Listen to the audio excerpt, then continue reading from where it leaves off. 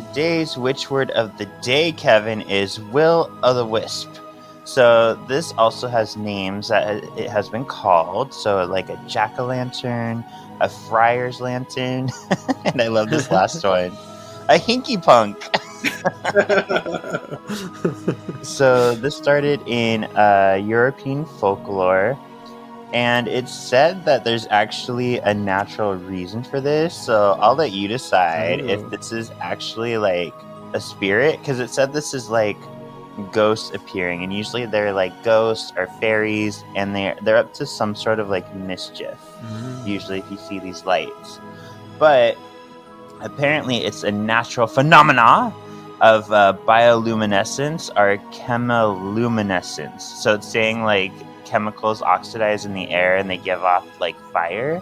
So I don't know. Do you believe that it's scientific, or are these actual like spirits lighting up the night?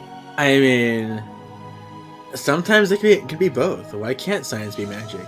So I'm a big, I'm a spiritualist kind of person. So I believe in those energies, and I believe that sometimes strong emotions can leave impacts, and maybe there's a strong convergence of energy in the spot, and so the science around makes it happen. So yeah, I'm gonna say both. Oh, I love that. You are a bisexual, because you're like, I don't want just one, I want both. Right. You haven't even read that? Wait, what are you doing with the book? So he has the confidence to finish the story. Hear now the words of the witches. This is Kevin, and welcome to Words of the Witches, the Charmed podcast that will guide you through the lesser-known published material in the Charmed universe and decide how it fits into the grand narrative of the TV series. So welcome to Words of the Witches, episode 81. OMG, 81. Today we're talking about Will o' the Wisp. No, sorry, Will o' the Witch. It's not a wisp anymore. It's a witch because it's a pun. But we got some stuff to cover first. I mean, last week we had Michael Billy Smith on, which, how amazing was that? I was a little flustered for most of it. I was nervous, Kevin, but he was fun. He's nice. Yeah, I'm Kevin, your resident Charmed resource. And I'm Sean. I just like comic books. But yeah, it was really cool to have him on. It was great. This is off camera, but he actually invited us to his wedding, which was crazy. Yeah. Like, well, okay. Okay. Pull my leg. And I did recently upload a video version onto YouTube. It's completely unedited, and it's tangent filled and not polished at all, but it's there if you want to like watch it. Ooh. So fun. And I did, can you believe it, last week I did put in a PS4 poll, even though it was really just kind of glossed over. Do you remember what I asked? No. Yeah, it was real quick. So last issue there was that page, the first page that had all these cool memories, and I asked which one of those is our favorite. So there's the Honeymoon's Over one where he first met Phoebe, the Power Outage one where he was kind of like kissing Phoebe and gonna stab her, and then the merry-go-round one where he and Phoebe got married. And I had people vote on which one was their favorite. We didn't give a chance to give our pick either, so let's give ours first before I get into the results. I'm gonna say I like the meet cute moment when they first meet each other. Okay, cool. That's a good one. I'm going to say the Power Outage one, because that is the time where he could have killed Phoebe and decided not to. He pulled the dagger out, and he's kissing her, and then put it away. So that's when he was decided to go against the demon in him, and it was kind of like that moment. Oh. Yeah. So let's see what people said on Instagram. 2 of them are tied. There's one winner and 2 of them are tied. The other 2 are tied. So both the Honeymoon's Over, the Meet Cute one, and the Merry-Go-Round one got 28%. And then the middle one, the Power Outage one, got 44%. Huh, interesting. Interesting. On Twitter, we had 2 votes for the middle one and 1 vote for the wedding. Okay. Yeah. I also want to make an announcement. If people don't know, both Alyssa Milano and Julian McMahon are going to be appearing at a convention together It's called For the Love of Fandom Convention in Paris, September 9th and 10th. And I'm very upset that I can't go to this. Because I would love to meet Alyssa Milano again and meet Julian for the first time, because I never see him do conventions ever. But September is a really bad time for me. September is going to be crazy. I'm doing lots of traveling, and I can't justify doing like a day trip to Paris because it takes a day to get No. there. So, people, if you're in the area or you have time to go, do it. But yeah. Yeah. All right. So, silence. Let's get into this issue. This is season 10, issue 6, Willow the Witch. And this was published March 18th, 2015, written by Pat Shand, artwork by DMAT, or Daniela Di Matteo, if you get her full name, coloring by Valentina Cuomo, and here's where I have to make a correction. Letters by Christy Sawyer. She actually did the letters for issues 3 through 6, and I was giving that credit to Jim Campbell, who only did issues 1 and 2 of season 10. So, Oh. I'm sorry for discrediting you, Christy Sawyer, when you've been doing these letterings since issue 3.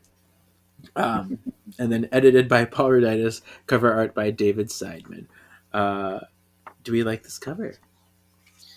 I think it's nice. It looks like Phoebe. It's kind of boring though to me. Like not a lot going on. Yeah, it's very there. I mean, it is a beautiful picture of Alyssa Milano. Like, it looks like Phoebe, and that's, a feat in itself, as we know. And then we have, like, this kind of, like, swirly thing and a fire, and then, a woman being burned at the stake. Looks like a possessed, ghosty woman, and something flying out of her neck. So... Oh, you start page 1. I was not excited. Ooh, I get to go. Okay. So we have Phoebe. She's at a book signing for her book Finding Love, and this book cover, Kevin, it's atrocious. It looks like a high school girl's like diary. I'm like, why just did like you Prue's choose tattoo. this? Yeah.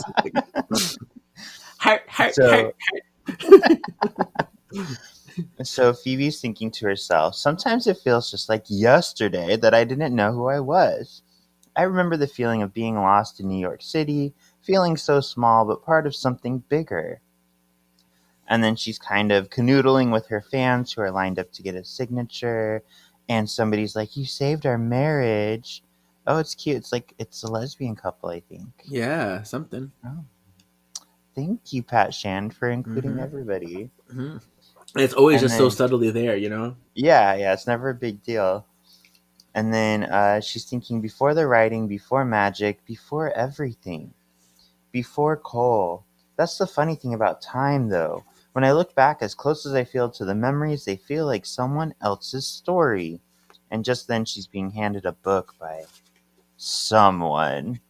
Oh, someone else's story. I do have a You Look Familiar at this page. It's funny, she's so familiar to me, though. Reminds me of this old stray that used to hang outside my loft. Familiars. That's what I'm looking for. Have we met before? You look familiar. Oh. It's the very first panel when she's signing her name. It's very reminiscent of when she's signing the divorce papers from Cole in A Witch's Tale Part 2. Except in this one, she's actually spelling her name correctly. Oh, no. I know. But yeah, there you go. Yay. So the next page, we see who this somebody was giving her the book. She's like, I'm not the same person, so that's good. But then he's like, is everything okay? And he's got like some stubble, like he didn't... It looks like a bad shaving job, like he cut his face a couple times. I can't tell. Yeah, I think it's supposed to be stubble, but it's not drawn great. Yeah, you just look like someone I know. So she's thinking about Cole. She's like, this guy kind of looks like Cole. I got a little, what was that? I don't know. It's like, wow, I miss him. Oh, so sad. You see her ending the night, like signing the last book, and she gets in her little van, her little tour van. She's like, I'm happy and I'm lucky, but sometimes I'm feeling very lost. And she looks out the window of the bus. Aww.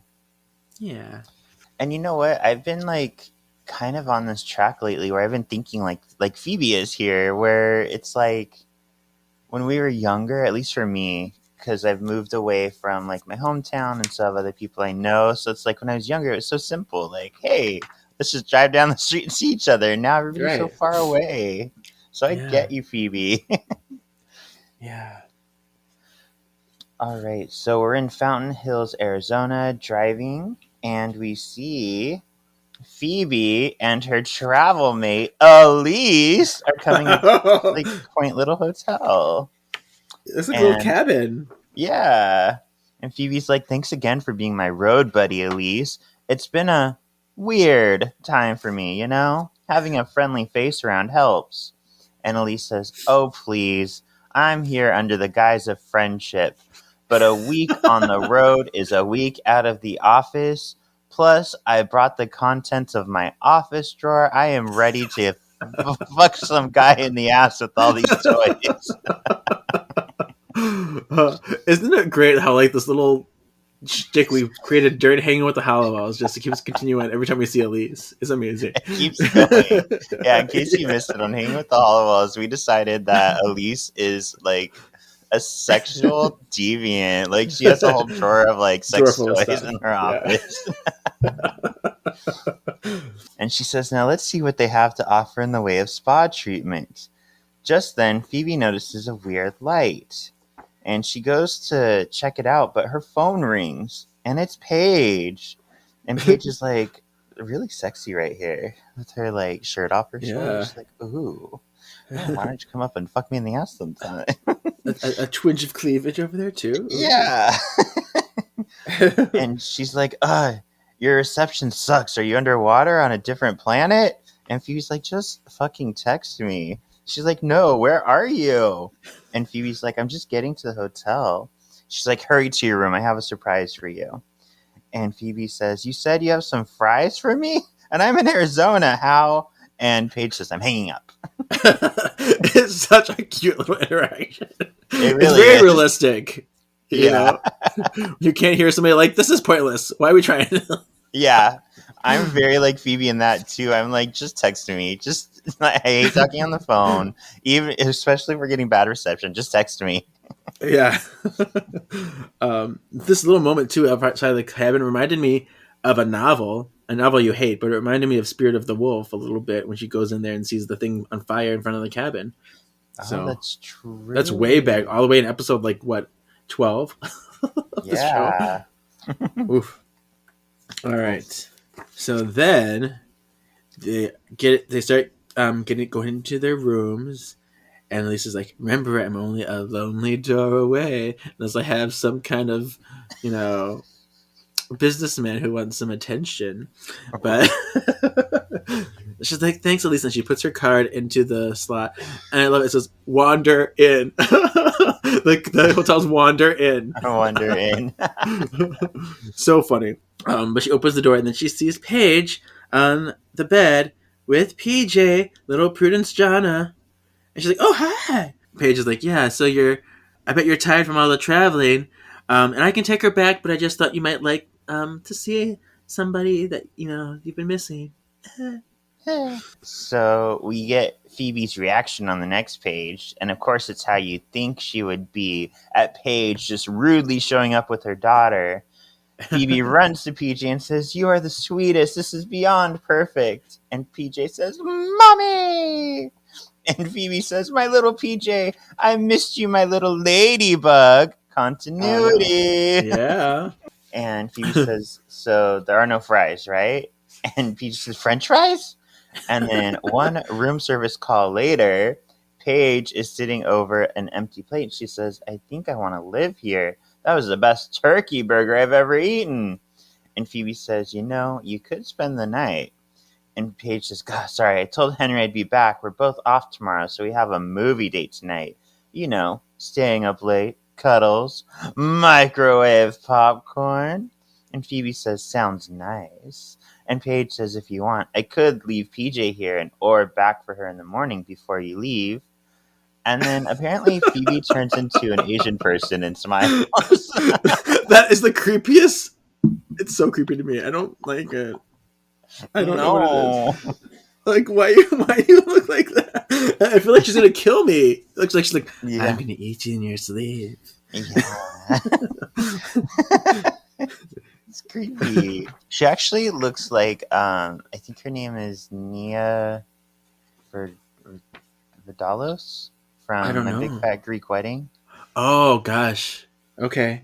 Are you googling it? Yeah. I want to know her name. I want to know her name. Yeah. Yeah. Nia Vardalos. Okay. So I was close. Yeah. So then the next page, Paige has left to go on her movie date with Henry, and then we see PJ and Phoebe going to bed. And then PJ is asking, she's like, "Are you gonna come home tomorrow, mommy?" And she's like, "I'll be home soon."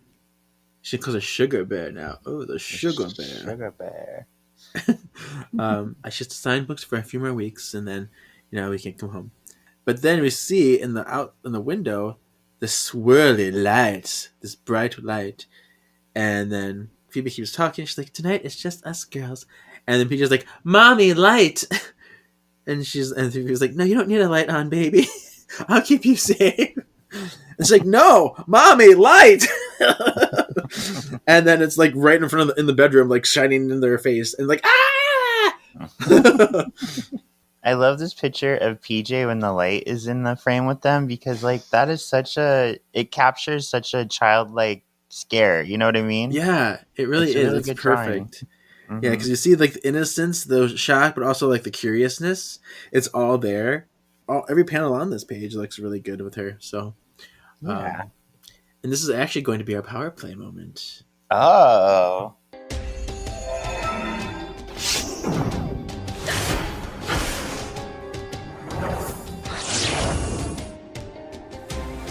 Power play. So today's power play is intangibility, also known as phasing, like Kitty Pryde. Oh. She goes by Kate now. Oh, yeah. Okay, fine. Kate, because you're such a grown up. It's fine.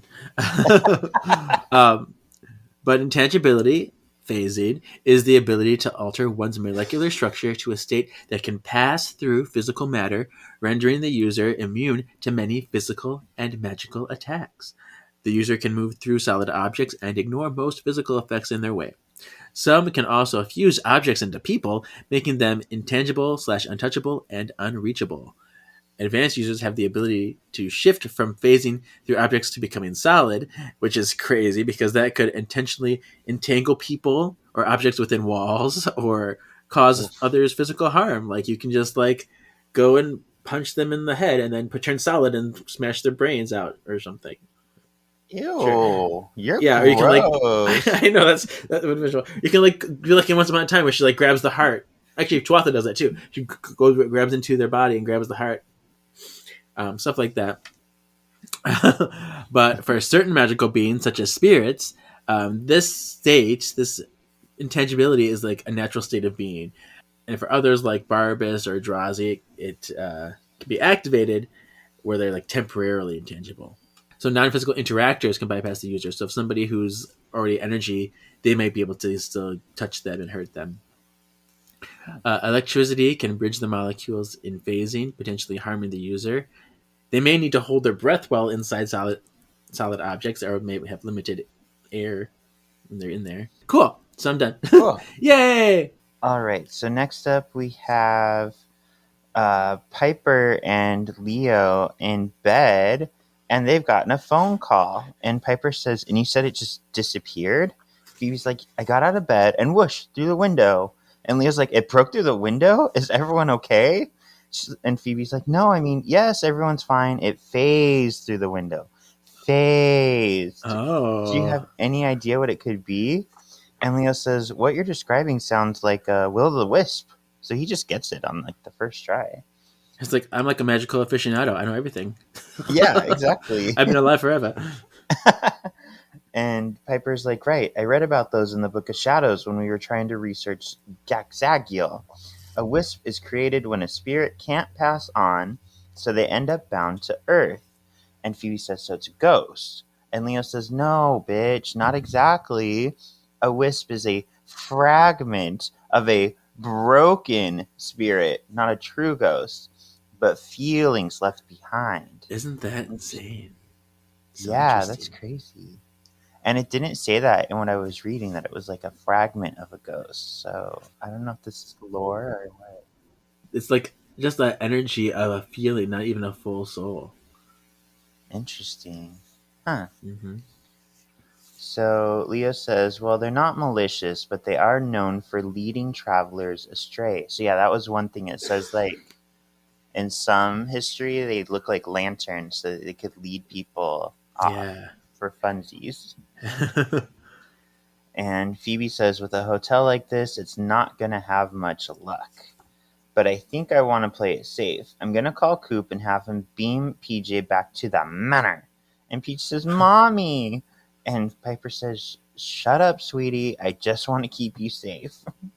So the next page, we're back at the manor, and we see Coop is there now, and he remote beams PJ back home. Wasn't that fun? Yeah. He's like, it's all right, PJ. La la la, and he puts her to bed at the manor, and Piper and Leo is like stand there watching, because Coop can't even watch PJ. He has to have Piper and Leo babysit because Coop has to go to a hearing at Cupid's temple because he's in trouble for bringing the kids up there so many times. It's like, oh, Uh-oh. so why do you think that's troubling? Why do you think the Cupid's temple doesn't like the kids up there? Why would they not like the kids up there? Probably because it's like it's his business place, his workplace. He's got love stuff to do, and having kids up there, they're probably like getting into shit and like just causing chaos. And two, because like if the kids are in danger, if the Trumpets are in danger, if putting them up there, doesn't that put Temple at risk too? Doesn't it put That's Cupid's very at true. risk? Mm-hmm. So, so they're mad about that. So he's like, Coop's like, I think they're gonna suspend me. Yeah, so they're like, yeah, it's fine, it's cool, Coop. We can watch the children. We have lots of children here. And so he's like, don't mention the hearing to Phoebe. I don't want her to worry. Like, okay. And then PJ's like, Daddy, light, another one, because she sees like this light coming through, and then he's like, okay, here you go, put the light in the plug. Do-do-do-do-do-do. And then he leaves like good night. But then you see her in her bed with her eyes like a glowing, like she's possessed. I'm like, oh, yeah, scary. She's possessed by the hinky punk. Yeah. So we have Phoebe's back on the road with Elise, and she says she's thinking it feels strange knowing that Cole is really gone this time. When I thought I saw him in line yesterday, my heart started slamming against my chest. Even before I became an empath, I knew that I felt harder than others. Pain, love, loss. I hope Coop knows that what happened with Cole doesn't change how I feel about him. I chose my life with Coop, and there's not a day I regret it. I love him. And then Elise like, Phoebe, are you okay? And she's like, more than okay. And then she thinks, but that doesn't mean that my mind doesn't drift off back to when I was younger, when I was lost. And we have this cute little, like, two guys kissing in line for the book signing. Yeah. Another subtle little gayness. Mm-hmm. And it just goes to show that her book, Finding Love, has helped all kinds of people find love. Aww. Yeah. Yeah, and I think, too, like, back to when she was lost. So when she was younger, when she was like in the New York, she talks about being in New York when she was just kind of like a free spirit and figuring out herself. She kind of liked that journey of being able to figure herself out and liked the uncertainty. So it's interesting that now that she's comfortable and more happy, she's kind of bored with it. So she's reminiscing about the exploration and those discoveries. It's because she's getting old. I know. Let me think about when I was young and cool. I went to rock concerts. What's happened to me? Yeah. So the next page, we're back at the manor. There's a lot of that this issue. Yeah. And it says, sometimes maybe I too wonder, thinking. But then we see Piper. She kisses Leo. He's off to magic school to do magic school things and teach the students. She's like, you're sexy in robes. And Leo's like, really? These robes are sexy? Oh, thank you. And he's making that face. I know. Like, that's not a sexy face, but sure. It's fine. It's like, I am not sexy. Why You will not think this about me. Why are you kissing me? She's like, have a nice day. And he poof burgers out. I guess that's a magic school trick because he has no powers, but sure. Oh no, sorry, no, that's not poof burgering. That's the pot. Never mind. Okay, I was wondering. that's scratch because like, how could he get to magic school? He probably walked through the closet door in the middle of the stairs to get there. There we go. But then there's Steve, and Piper turns to the kids, and she's like, "Are you all right?" And we see Wyatt, Chris, and I think is it Parker? Maybe it's Parker. So Wyatt, Chris, PJ, and Parker. So Phoebe's 2 kids at this time. I think that's what it is. Kids. Look on the chair. Chris is holding one. Oh, I see. Wow. Yeah. But yeah, I think it's PJ, Parker, Wyatt, and Chris. I don't know where Melinda is, but there. And then she's making some noodles. She's like, time for some quality mommy and Piper time. And we see PJ just staring at her, and then her eyes glow burger. She's like, ooh. And then she's like, and Piper, lights. Oh, you say it's so creepy. That's how I imagine it. Very like creepy, like kind of echoey. Yeah. And then Piper turns around, and as she's turning, she says, the lights are already on, honey. And then she's like, what? Because PJ is floating in the air in a ball of fire, and she shoots at Piper. Whoom! And Piper gets knocked against the wall. Thunk! And then Wyatt is like, Mommy? Oh, no. Mommy! Yeah. And here we do see Melinda here. So Melinda's the one in the pink outfit, the pink dress looking thing, pink shirt. Oh, I see. Okay. So she was just covered up by Piper in the last shot, but Melinda is here too. Good. Okay. If we go back to your page, if you look under Piper's see her right hand, dress. you can see. Yeah. Her little hand and dressing in the chair. So Yep. it's there. You just have to really look for it. Yep. It's cool. It's cool that all these kids are here, though. Well, and I remember Pat, when we talked to our new friend Pat Shand, he said he really took care to make sure to like use the kids because they're part of the story. So I like that we're seeing that. Yeah. And I love how they're kind of like scared. Like, what do we do? Because like, I don't know. This is probably a scary thing for them. This floating child. Yeah. Oh. All right. So the next page, we see Paige talking to Phoebe. She's like, have you heard from Piper today? She's like, no, I just got back to my hotel. Cell phone is useless. I have no reception. It's fine. And she's like, why? Is something wrong? Are the kids okay? And Paige is like, no, don't worry. It's fine. I'm just, haven't talked to Piper today, so I'm just, I guess she's fine. It's whatever. And Phoebe was like, yeah, the restaurants have been busy. She's been crazy. And, Leah's with Magic School, so it makes sense that they might be a little stressed, a little preoccupied. And then we see this one shot of Tyler and Kareem. This is Kareem's first appearance. His boyfriend is here. Oh. Before we know that they're boyfriends, but yeah, this is them in their first appearance. Isn't that cute? That is cute. I didn't even pick up on that the first time through. Yeah. Because they're just subtly in there. They didn't get into the relationship, and then it's just cool that they're hanging out with Paige.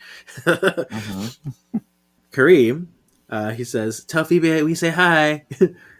And she's like, ooh, I heard that. Hi there, everybody. But as she's talking, her phone starts like glowing, steaming pink on it. Looks like it's about to explode or something. And then this pink energy just appears in front of her. Her phone does explode. And she's like, ah! And Kevin, this is a 90s moment because wrong show. But yeah, she's using the corded phone. Oh, yeah. You're right. But only because her reception sucks. Right. So on the next page, we see the energy forming, and it's PJ. Only she's possessed and floating in the air. And she says, lost little girl. I'm just feeling so many things. I'm shocked. I'm scared. I'm like, this is intense. It is. It's a beautiful image. Really magical, really powerful.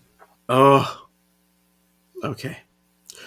All right. So then we get to the next page, and Phoebe's like, PJ? And she takes out her little hand, her glowy little hand, and touches Phoebe's forehead, says, come with me. And Phoebe's crying. And she says, lost. And then behind them, we see like a mob with flames and torches. They like kidnap woman from their home. She's like tied up, and they're carrying her somewhere. Oof. Ugh. And then we see the scene continued, and Phoebe grabs possessed PJ and says, what have you done to her? What did you do to my baby? And PJ says, what about mine? And then everybody's saying, burn the witch, burn the witch. And then PJ says, my lost little girl. And Phoebe says, is that me? Oh, no. PJ says, me. So Phoebe says, is that? And PJ says, me. And then we see mother and daughter burning at the stake, and she's screaming, not my baby. And then we see PJ continuing, please spare my little girl. But then everybody's yelling, burn the witch. And Phoebe's just lost in tears at this point, watching this mother and daughter burn. Yeah, we see the PJ crying. We see Phoebe crying. I was crying reading this.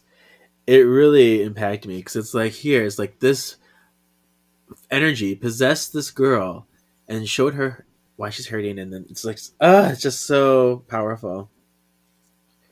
Yeah, when she says like, what about mine? Like, what about my baby? Like, she was tortured too. Oh, well, and it's interesting though, because we got Leo's description of what a will-o'-the-wisp is, a fraction of a broken spirit, but it seems like this is a fully embodied spirit, because she's like interacting with Phoebe through PJ. So I would argue his description here. Yeah, I mean, because it does seem like, maybe the feeling is attached to a memory, and maybe that's why. I would say that maybe the ghost isn't fully equipped like to process the emotion, and so they're attached to this memory, to this feeling exclusively. So they don't always have the capability to process what's actually happening to them. Okay. And that's why it's only a fragment. I do also really like this because I've been told once that when a ghost follows you, it could be for like the most random of reasons. It could just be like, the ghost is attracted to you, or the ghost was a bodybuilder like you, or it just likes the feeling it gets from you, or the feeling it gets from you and somebody you're with. So the fact that this will-o'-the-wisp, even though it's not explicitly said, but the fact that it possesses PJ after losing its own daughter, like, that makes sense to me, and I really like that detail. Mm-hmm. That is really nice. Mm-hmm. All right, the next page, it continues. So now it's just nothing but fire around them. And the wisp, now we know for sure it's a wisp now, in PJ's body, it says, they will come for you. You feel it, charmed one. Yeah, so now it's talking like it knows something. Maybe he does feel like a spirit. I don't know. Mm-hmm. But he says, we have a connection. The magic, I felt it calling me. I felt your heart, your fear calling me. You're lost in it. So yeah, she's attached to the feeling of loss, to the fear, and that's kind of what got her to follow Phoebe. And then because the little girl was there, it kind of reminded her of the little girl she lost. So it's like this whole connection of everything. But she says, they're coming. And Phoebe's like, who? And then she says, the root of all fear, of all evil. It ran in the blood of those who burned mine, and those who killed Cole Turner, and those who wish to kill you. And in the flames, too, we see like this demonic face behind her. Oh. And she says, the old ones. Ooh, chillgasm. Chills. We got the old ones coming. Yeah. And then PJ continues, the magic, it's blackening, rotting at the roots. Everyone feels it. She's scared, Phoebe. She's so scared. You're Prudence. Prudence, how do you say it? Jana? Jana, yeah. Jana. What a beautiful name. And then Phoebe says, all right, I got your message. Give me back my daughter. You bitch. So there's usually action there. It was a very... Nice. And then PJ says, what if if she could be mine. She's so lost. And then Phoebe says, PJ, listen to me. So this is amping up. So now it's like the wisp is trying to like take control of PJ forever, and oh my gosh, it's getting super intense. Okay, Yeah. so the next page, yeah, she says, Phoebe tells PJ slash the wisp, she says, "You are powerful, you are strong," and then we hear actual PJ's voice, like, "It's dark in here, mommy."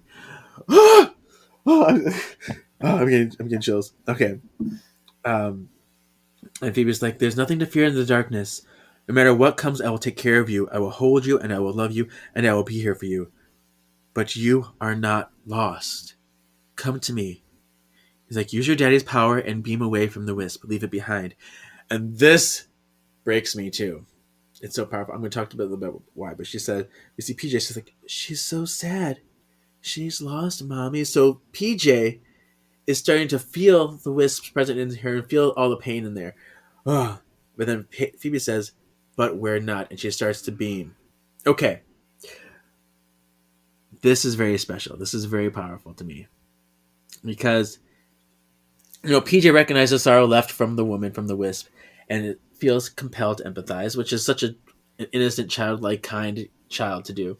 Um, but Phoebe, who as an empath definitely feels that same sorrow, she feels it around her, but she also recognizes that it's necessary to be selfish in this moment.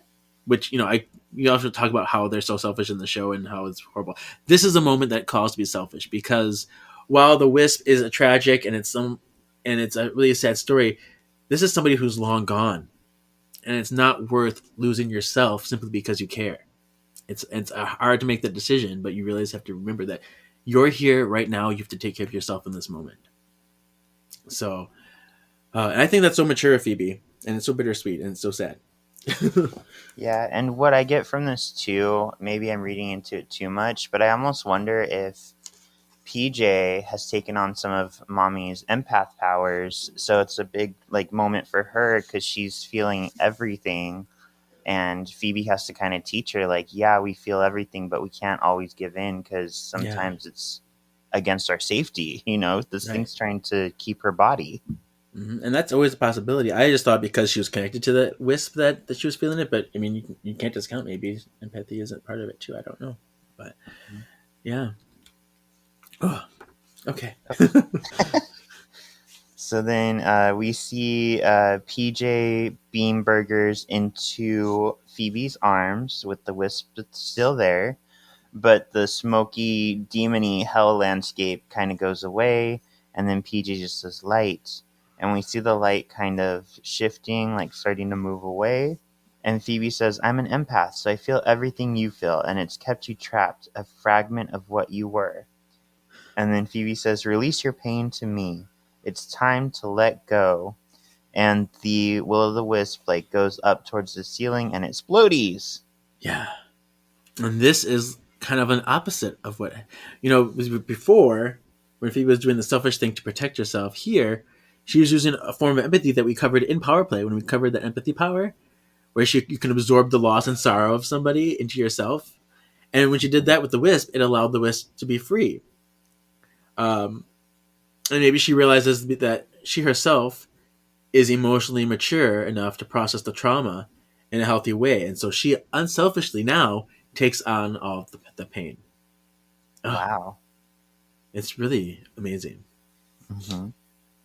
And the next page is a full page of just the remnants of the wisp, the little lights just kind of dissipating and flying all around them as PJ and Phoebe hold each other and huddle together. Aww.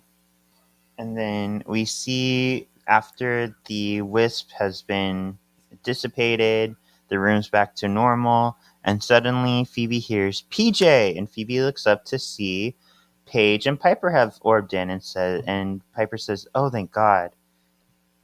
And then Piper says, "I am so sorry, Phoebe. Something knocked me out, and then PJ was gone, and I had no idea what happened. Then I got to the manor, and the kids were going through the Book of Shadows, trying to figure it out. And I thought PJ had been taken, and Phoebe just says, it's okay.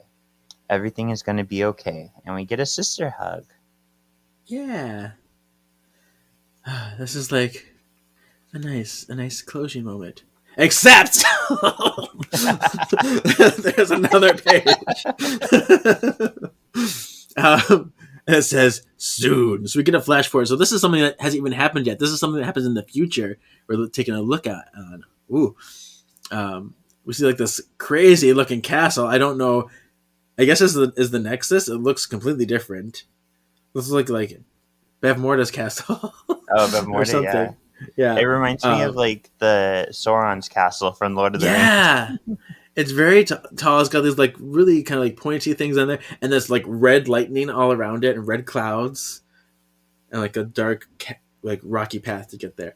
But we see that, and then inside we see Cole's cabinet, his infamous zigzag cabinet, and Prue is going into it, and she grabs the ancient Athame, and then it says, "Just so you know," this is Prue saying, "Just so you know, I have nothing to lose." She's talking to some shadowy figure. It's like, "Tell me what I've become, or I'll kill you." Oh. What? What a way to end the episode. Yeah. I know. Oh. So the end. What are your thoughts on this issue? Oh, this one was heavy. I mean, I love that in order to give us a hint of what's to come for the rest of the season, Pat has decided to do it in a way that gets PJ involved.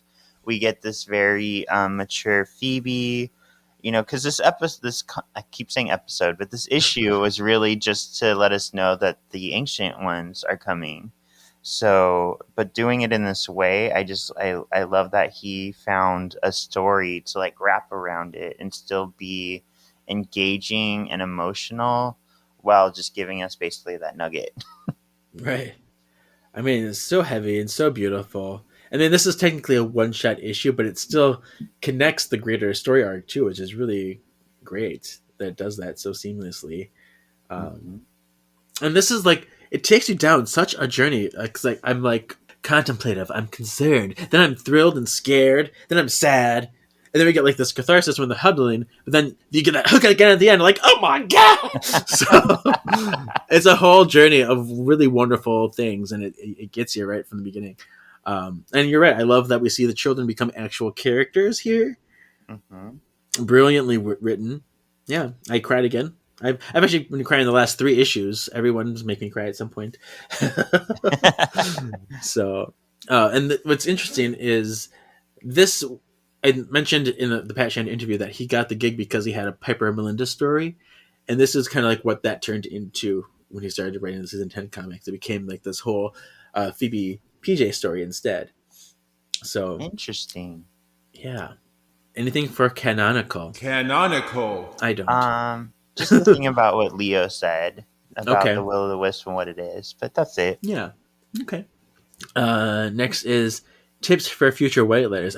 Oh, we're really just messengers? Guides? Think of us as guardian angels for good witches.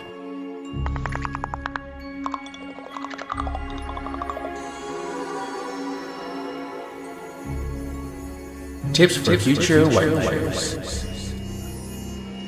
I was out being a force of good in the universe. I feel like there's so many tips, so many morals of the story for this one.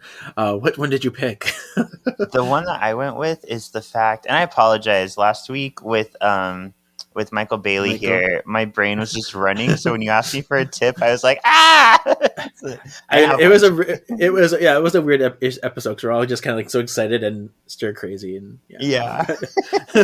So for this one, the thing that I really picked up on is how little anybody was willing to listen to PJ. Like everybody just kind of like blew her off as, oh yeah, the light's on, dummy. Like what the hell? Why are you saying light? So my moral would be like, take a second to like pull away and listen to not just if you have kids, but anyone. We get so muddled down in our day to day. Like just stop and listen to whoever's talking. Nice. Yeah, that's good. Okay, mine is hurt people can hurt people, and that's something that actually Alyssa Milano tweets about all the time. She's like, hurt people. And I think that can happen. It is true that people hurt people just and whether intentionally or unintentionally, end up hurting people as well. Or in this case, ghost feelings hurt people. But they also have the ability to heal. Simply making this is just like what you said. Simply making the effort to listen and understand can help someone realize their pain and make both of you better in the end. So, oh, okay. Ooh, onomatopoeia. I don't know why this one stuck with me, but I'm going with Flume. It's just so perfect for the panel that it's in. She's shooting at Piper and it goes Flume. Yeah, I mean, and it knocks her unconscious. That's pretty powerful. Yeah. So, yeah, and it was really beautiful. The whole page with the lighting and the fire. I'm like, it's scary, but also very cool to see the magic. So, nice. Yeah, this one was a tricky one for me. I just put deet deet because it's cute. Deet deet deet deet deet. My phone was ringing. Deet deet. It's like the dates in Spaceballs. Date. Oh. Date. Yeah, love it. Okay, most valuable panel. Oh, girl, I'm going to go with this whole page spread, no words needed, of Phoebe protecting PJ as the remains of the wisp fall all around them. Such a beautiful image, and it really does just speak a lot without saying anything about a mother protecting her daughter, but also doing it in like a magical way. So this is pretty cool. Yeah, I like that too. Nice. I'm going to choose the one where the wisp touches Phoebe's head and shows her the memory. Because for me, it's almost like a catalyst for the whole issue. It's the reason I cried in the next page so much. So yeah, I think that's that one. Sexiest drawing. Oh, girl, I already know. The one where the wisp is appearing as PJ to Phoebe for the first time. Yeah. And Phoebe was on the phone and it's exploding in her hand. She's in a bathrobe. She's moving her legs to get out of the way. And in doing so, you see some tasteful side butt. Very sexy, very action picture of Phoebe. Very nice. Very nice. They're going to laugh at me for this one. It's not sexy in any way that I'm thinking, but it is sexy in the fact that it made me feel very good and refreshed. Okay. So it's Piper and Paige orbing in because it actually looks like orbing should. It's so good. It's like, this is orbing. It's beautiful. No blurbles anywhere. There's no blurbles. It's a beautiful orbing picture. And I'm like, thank you for the orbing that I wanted this whole time. You're ridiculous. So, but am I right? It's beautiful orbing. Yeah, it's like actual broken up dots, like orbiting should be. Yeah. Next is issue ranking. Would this be magically delicious, pretty witched, a sorcerer's apprentice, disenchanting, or vanquishable? I'm gonna say vanquishable. Just kidding, magically delicious. Yeah, it's definitely another magically delicious one for me. This is like my third magically delicious in a row, but I anticipated as much. It's going to be a season full of them. I think so. This is the end of the first volume. How do you feel about season 10 so far? I'm really enjoying it based off of all the magically deliciouses I've been giving. I do really like Cole's whole kind of arc. It does make things more dangerous. Like, I'm actually afraid, like, for my sisters, especially Prue, so far in the season, because I feel like death is very imminent for somebody. I don't think everybody's getting out of this alive. The only thing in the back of my mind is, like, the impatient part of me is like, oh my God, we only have 14 more episodes, and, like, I want the story to get going, but that's it. Okay. And because this is the last issue of the volume, we have a Grimoire game today. Oh no! What is this, some kind of game? Grimoire Games! Some people think this is entertainment. And it's just you by yourself. Oh no! Nobody to like compete with. But this is a game I call Wisp It. Wisp It Good. Oh no!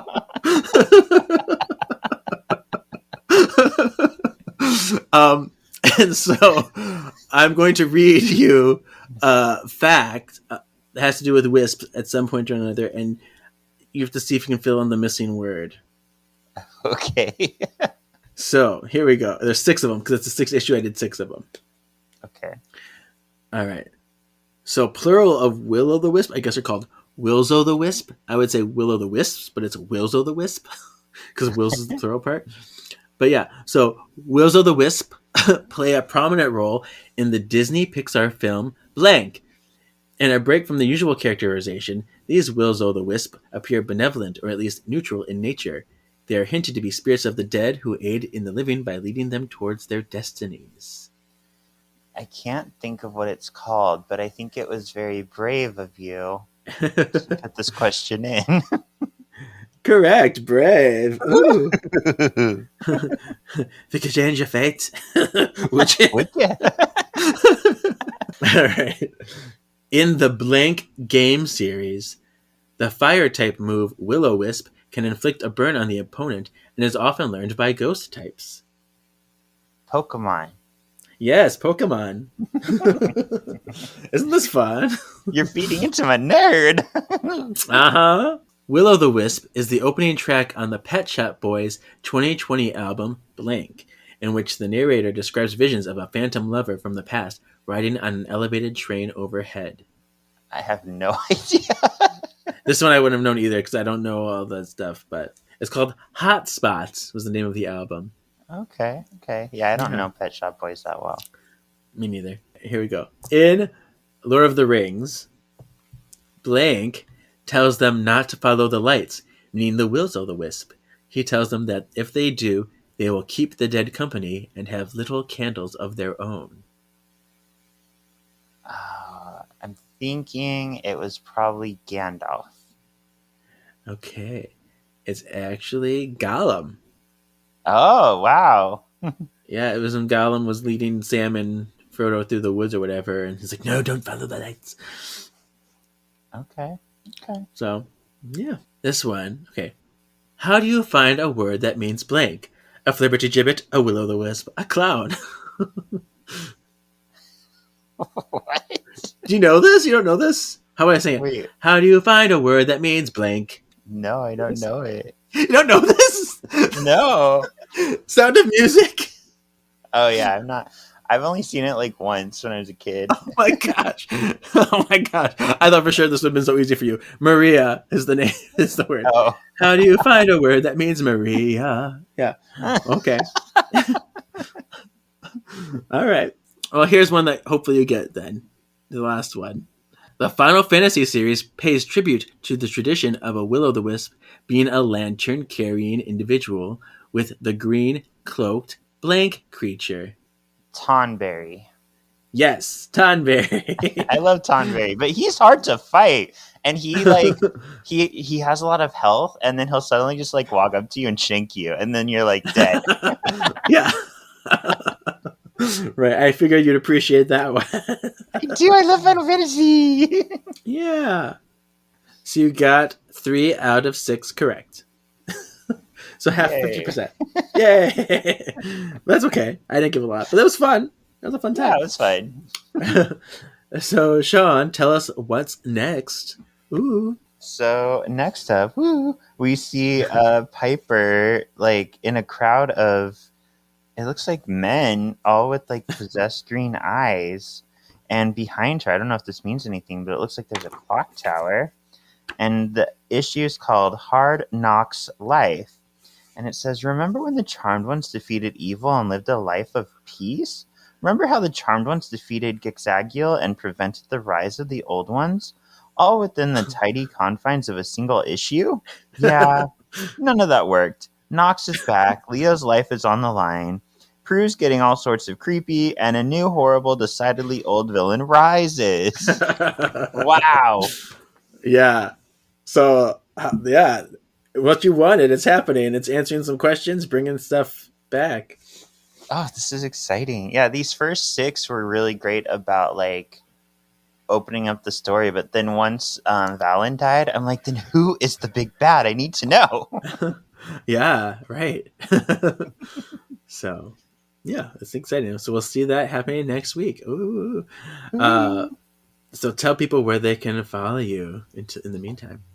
You can find me mostly on Instagram under Sean.Poret. I do also have a Twitter. I need to see what it's called. I think it's under my name also. You could find our last episode of Once Upon a Cult last week, episode 100, where we review all the cults we talked about. You can find me on Marvelous Galaxy of Disney, where we have your Star Wars, Disney, and Marvel news. Or Solving for X, where Sean and I cover the X-Men animated series. It's funny that you mentioned Twitter because someone was asking me about your Twitter if you had one recently because they loved how funny you were last episode. I know that's why I said it because you told me that. That was Kostas again. He thought you were very funny. So thank you, Kostas. Yeah. Oh yeah, so it looks like it's at Sean Perrett on Twitter. So SHAWNPORRETT. Okay, good. Yeah, and then you can follow this podcast on Twitter as well at Words of Witches, or everywhere else, Words of the Witches. So we'll see you there. You can follow my personal one at KGZ87 on Instagram. Yeah, so we will see you soon, Spellworders. Thank you. Bye. Thank you for listening. Your destiny still awaits.